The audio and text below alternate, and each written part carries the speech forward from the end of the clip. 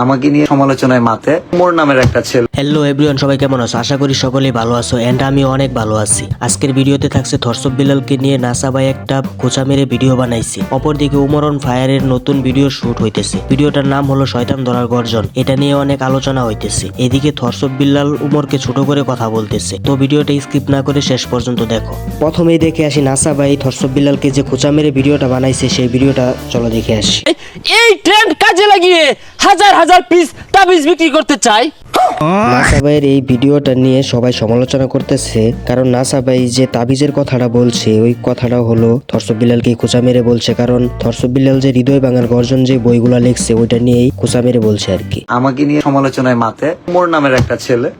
এদিকে থরসব বিল্লাল বলতেছে তাকে নিয়ে নাকি সমালোচনায় মাথে উমর অন ফায়ার। এদিকে উমর অন ফায়ার বলতেছে আমি কাউকে নিয়ে রুস্ট করি না, যদি কারো মনে হয় আমি কাউকে নিয়ে রুস্ট করি তাহলে আমি রুস্টই করি। করি না, আমি আবার কই দিই, আমি রোস্টিং করি না, কিন্তু যে কইব আমি রোস্টিং করি, আমি রোস্টিংই করি।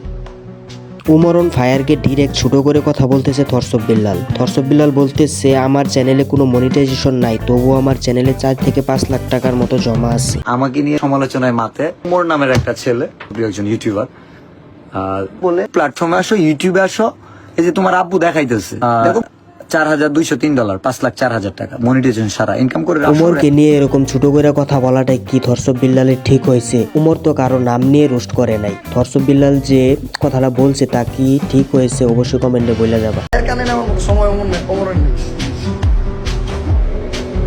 গাইস, ভিডিওটি তোমাদের কাছে কেমন লাগলো? আশা করি তোমাদের কাছে ভিডিওটি অনেক অনেক ভালো লাগছে। যদি ভিডিওটি ভালো লাগে অবশ্যই আমার চ্যানেলটি সাবস্ক্রাইব করে রাখবা, আর এরকম নতুন নতুন আপডেট পেতে হলে অবশ্যই আমার চ্যানেলটি সাবস্ক্রাইব করে রাখবা। ইনকাম শেষ, তাবিজ বেশ ফাম লইছি নতুন বেশ।